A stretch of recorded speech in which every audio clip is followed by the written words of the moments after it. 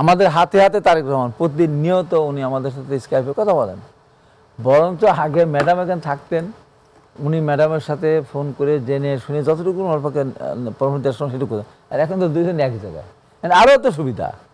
তো দুই নেতার আমরা অভাব ফিল করছি না তো, আমাদের সাথে তো তারেক রহমান।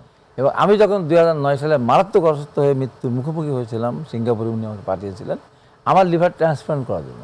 1 কোটি টাকার উপর লাগার কথা ছিল, যেটা আমার সামর্থ্যের বাইরে ছিল। আমি তখন তো মারা গেছিলাম। আবার উনি যখন গুরুতর অসুস্থ হয়েছিলেন তখন বলেছিলেন, হে আল্লাহ, আমার জীবনের সমস্ত আয়ুটুকু ওনাকে দেন, উনি বেঁচে থাকুক। আমি না থাকলে আমার পরিবার অত্যন্ত কষ্ট পাবে, কিন্তু উনি বেঁচে না থাকলে বাংলাদেশের মানুষ গণতন্ত্র ফিরে পাবে না, আশার আলো নিভে যাবে। তাই ওনাকে বাঁচিয়ে রাখেন আমার সমস্ত আয়ু দিয়ে। আরেকটি বিষয় আমরা যেটা জানি, আপনি আজকে রঙিন পোশাক পরেছেন, সম্প্রতি পরছেন, আপনি দীর্ঘদিন কালো শার্ট পরেছেন আপনার প্রতিবাদ স্বরূপ আর কি। হ্যাঁ, ম্যাডাম খালেদা জিয়া যতদিন কারাগারে ছিলেন ততদিন আমি কালো শার্ট পরেছি, কালো শার্ট পরেছি, কালো প্যান্ট পরেছি।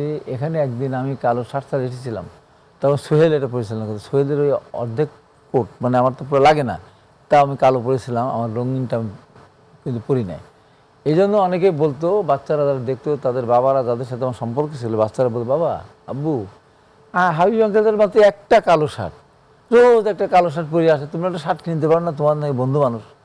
বাচ্চাদের মানে এটা জাগতে যে আমি প্রতিদিন কালো শার্ট পরে আসতাম।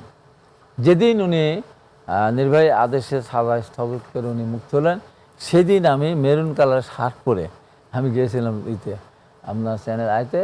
এবং আমার সৌভাগ্য যে সেদিন দুদকের প্রধান আইনজীবী খোরশেদ আলম সেখানে ছিলেন। তাকে প্রশ্ন করেছিলাম, বেগম খালেদা যে আজকে সাজা স্থগিত হয়ে মুক্তি পাবেন, আপনি কি জানতেন? না। দুদকের সাজাপ্রাপ্ত আসামিকে জামিন পেতে পারে, দুদকের ছাড়া? বলছেন না। তাহলে আজকে কেন ওই আইনে তাকে মুক্তি দিলেন? বলতে পারলেন না। আইনে তো মুক্তি হয়,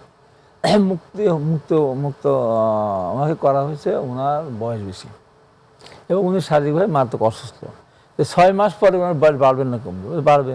6 মাস পরে ওনার অসুস্থতা বাড়বে না কমবে? যদি বিদেশে যাওয়ার সুযোগ নেয় বাড়বে। তখন 6 মাস পরে কি আবার কারাগারে নিয়ে আসবেন? উত্তর দিতে পারেনি। এইভাবে কয়েকবারকে বাড়ালো, বাড়িয়ে আমার 7 বার বেগম খালেদা জিয়া চিকিৎসার বাইরে আমার যাওয়ার জন্য বলেছিলেন। একদিন যখন বলেছিলেন যে ওই যে প্রথমে বললেন কি যে উনি নির্বাহী আদেশে মুক্ত হয়েছেন, ওনার ব্যাপারে আইন আদালত কোর্ট কাছারি লাগবে না, উনি যেতে পারেন, কোনো বাধা নেই।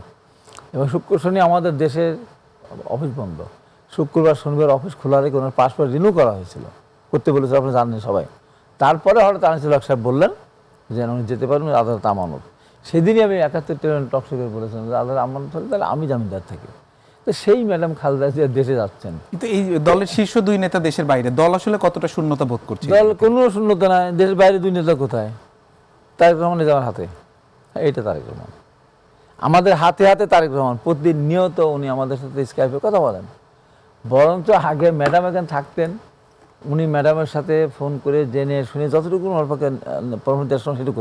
আর এখন তো দুইজন একই জায়গায়, আরও তো সুবিধা। তো 2 নেতার আমরা অভাব ফিল করছি না তো, আমাদের সাথে তো তারেক রহমান। আর ম্যাডামের পাশে আছেন, যখন যেটা প্রয়োজন মনে করবে উনি পরামর্শ করবেন। এতটুকু চিকিৎসা শেষে কবে নাগাদ ফিরতে পারেন? চিকিৎসার ব্যাপারটা মারাত্মক অসুস্থ, নানান অসুখে উনি জড়িত। ওনার স্বাস্থ্য ফিরে পেতে, পরিপূর্ণ সুস্থ হতে মিনিমাম 2-3 মাস লাগতে পারে মিনিমাম। আমরা চাই উনি সুস্থ হয়ে ফিরে আসবেন, উনি সুস্থ হয়ে ফিরে আসবেন।